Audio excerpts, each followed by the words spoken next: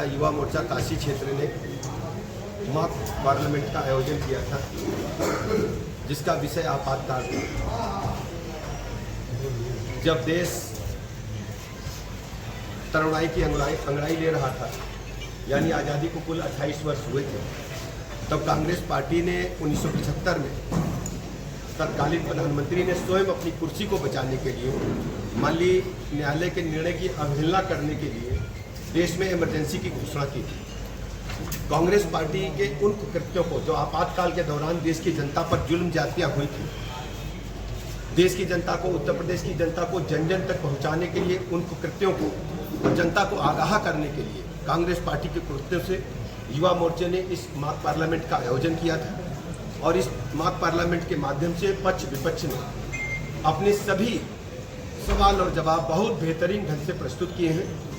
जो पक्ष था उसने जवाब बेहतर ढंग से दिया और विपक्ष ने भी अपने ठीक से बात युवा मोर्चे के साथियों ने रखी है। मैं युवा मोर्चे को इस बेहतर और सफल आयोजन की बहुत बहुत बधाइयाँ देता हूँ। और ये मैं कहना चाहता हूँ, कांग्रेस पार्टी ने इमरजेंसी के दौरान जो जुल्म ज्यादतियाँ की थी, लाखों जो लोकतंत्र के दीवाने थे उनको जेलों में ठूंसा गया था। ढेर सारे ऐसे उदाहरण उस समय की घटनाओं के जो इतिहास के पन्नों में दर्ज है कि जुल्म ज्यादतियों की हद हो गई थी कि उनकी उंगलियों के नाखून तक प्लास से पुलिस ने निकालने का काम किया था। प्रेस का गला घोंट दिया गया था। चूंकि आप सब प्रेस से संबंधित हैं, प्रेस की आज़ादी पर पाबंदी देश में पहली बार लगाई गई थी।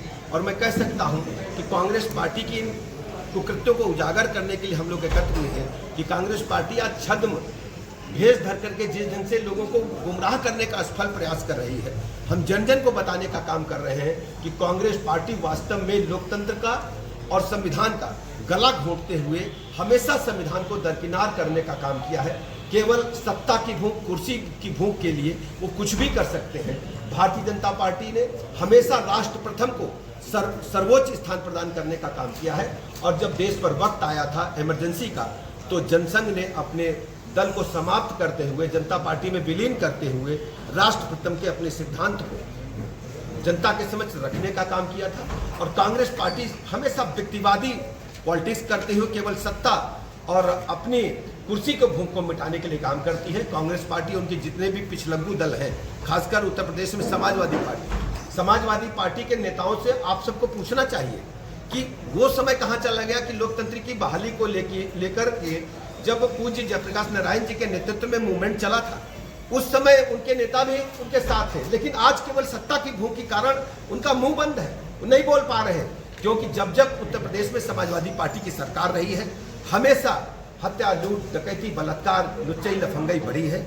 और कानून व्यवस्था को हमेशा ध्वस्त करने का काम, संविधान को, कानून को ध्वस्त करने का काम समाजवादी पार्टी ने किया है। और कांग्रेस पार्टी तो देश में इमरजेंसी की जो लगाने का काम किया था, उसका कुकृत्य तो उनका जनता जानी चुकी है। सर, एक उन्होंने महाकुंभ में एक कैबिनेट मीटिंग किया था, तो वहाँ निर्णय हुआ था एक अस्पताल हम लोग विशिष्ट श्रेणी का खोलेंगे। उसका नाम पीजीआई तो नहीं होगा, लेकिन पीजीआई से कम नहीं होगा। इस स्तर का मेडिकल कॉलेज जो है उसको बड़ा स्पेस मैं आपको बताऊँ, उस स्तर का एक हॉस्पिटल हम नया खोलने पर काम कर रहे हैं। नगर निगम को नोडल बनाया गया है, और इसके लिए शीघ्र ही प्रस्ताव लेकर के आपके समक्ष हम आए।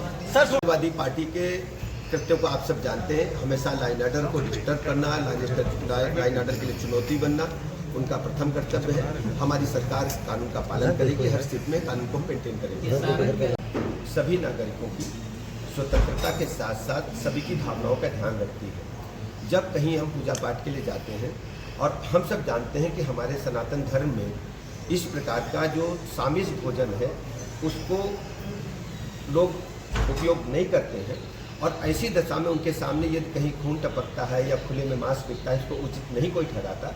ढेर सारी ऐसी व्यवस्थाएं हैं जिनका हम परंपरा के अनुरूप अनुपालन करते हैं, लेकिन हम कानून का पालन करेंगे और किसी की भावनाओं को ठेस न पहुँचे उस अनुसार काम करेंगे। और जो हमारे कांवड़ यात्री हैं उनकी सारी सुविधाओं, सुख सुविधाओं का ध्यान रखते हुए कहीं पर भी ऐसी कोई अप्रिय बात उनको न सुनने को मिले, न देखने को मिले, न कोई खुले में मांस लटकता मिले, इसको हमने सुनिश्चित करने के लिए कहा। आज हम कह सकते हैं कि इंफ्रास्ट्रक्चर के मामले में, लॉ एंड ऑर्डर के मामले में उत्तर प्रदेश नंबर 1 पर है।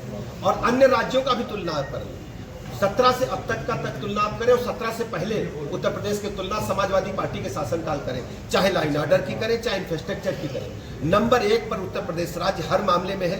प्रति व्यक्ति आय बढ़ी है। ओडीओपी के माध्यम से हमारे उत्पाद पूरे देश दुनिया में चर्चा का विषय बने और लोगों का मानना है कि उत्तर प्रदेश शीघ्र ही पूरे राष्ट्र में नंबर 1 पर आ जाएगा। ऐसा बड़े बड़े साथियों का मानना है। आप लोगों की भी रिसर्च यही कहती है और लगातार सुधारात्मक प्रक्रिया है। ये अभी सुधार बंद नहीं हुआ है और उत्तर प्रदेश राज्य को हम नंबर 1 का राज्य पूरे राष्ट्र में बनाने के लिए प्रतिबद्ध हैं। ये हमारी जिम्मेदारी है और जनता की उम्मीदों पर हम माननीय मोदी जी के नेतृत्व में खरा उतरे। ज्ञापन निकालते हैं। अभी परसों आपने अखबार में पढ़ा होगा, सभी अखबारों में निकला था कि हमने करीब 2100 पद विशिष्ट सेवा के लिए व्यापित किए थे। हमें 532 चिकित्सक मिले हैं। हमने उनको नहीं सर, यहाँ पे तो डीजी का फाइल सब जा चुके हैं। हमने उन्हें सेवा में लिया है और SRN मेडिकल कॉलेज में जो भी पद खाली उनको शीघ्र भरा जाए। हम इस बात के लिए वहाँ के वाइस चांसलर जो हमारे प्रिंसिपल महोदय हैं उनको भी कहेंगे और चूंकि उनका कार्यकाल अभी कुछ दिनों में समाप्त हो जा रहा है, जो नया प्रिंसिपल आएंगे उसको भी हम कहेंगे शीघ्र पद प्रकाशित करके उनका भरा जाए। जो भी इस प्रकार की पत्रावलियाँ आती हैं कोई भी कोताही न करते हैं, हम लगातार कार्रवाई करते हैं। आपने कहा है, मैं विशेष रूप से इस पत्रावली को निकाल करके देखूंगा और कड़ी कार्रवाई होगी, किसी को बख्शा नहीं जाएगा। प्रयागराज में